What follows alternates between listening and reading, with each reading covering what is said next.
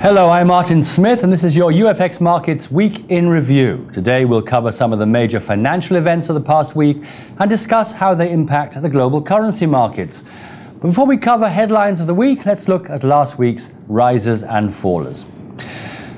The euro-dollar pair had a solid performance throughout the week, with the exception of Friday. The pair gained 1.76% and was last trading at 148.06. The British pound had a mixed performance this week against the dollar, but managed to gain 1.12%, closing at 167.05. And this was the third consecutive week in which the US dollar struggled against the Japanese yen. The pair managed to finish the week trading at 81.18 for a fall of just under 0.8%. The dollar CAD also struggled throughout the week. Overall, the pair lost 0.87% and closed on Friday at 0.9447. Taking a look at commodities now, gold had a great week. By the close of Friday trading, the precious metal had moved up 3.89% to close at $1,563 an ounce. Meanwhile, June crude orders had a mixed performance, but pulled in a gain of just under 1.5% by Friday's close.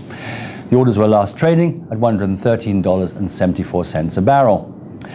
In the news this week, the Chinese yuan reached 6.5 per dollar for the first time since 1993. This increase was also supported by the assumption of the central bank, which will allow the yuan to appreciate in order to help control the fastest inflation in more than 2 years.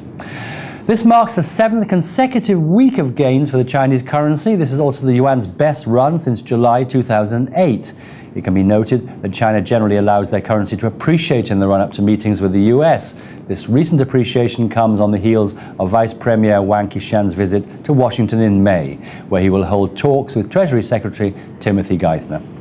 Also worth noting is that the consumer prices in China had risen 5.4% from the previous year in March, exceeding the government's goal of 4% for 2011. Some economists speculate that the inflation is still on the high side when compared to the Chinese government's expectations, and the central bank could be allowing a faster currency appreciation in order to maintain import costs. In regard to China's foreign exchange trade system, the yuan gained 0.16% to 649.10 per dollar in Shanghai before reaching its 17-year high of 648.92. The yuan's reference rate was kept at 649.90 per dollar by the People's Bank of China, which is the strongest since July 2005. However, the currency is allowed to trade up to 0.5% on either side of the set official rate.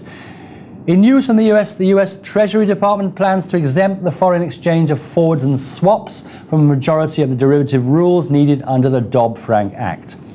They say that the market already meets a majority of the law's objectives. Mary Miller, the Assistant Treasury Secretary, said in a briefing for reporters in Washington that Congress recognizes that the foreign exchange forwards and swaps already reflects many of the Dodd-Frank Act objectives, including high levels of effective risk management, price transparency, and electronic trading. The main benefit in this would be to allow more cost-effective hedging for both corporations and investors, so we'll keep you updated on the developments. Eurozone inflation has risen above the European Central Bank's target of April, which increased the chances of an increased rate in June, despite a weakening of economic sentiment and household demand. Inflation in the 17-nation Eurozone rose 2.8% year-on-year this month, from 2.7% a month earlier, the highest level since October 2010, when it was 3.2%. Analysts said the numbers raised odds on a rise in rates for June.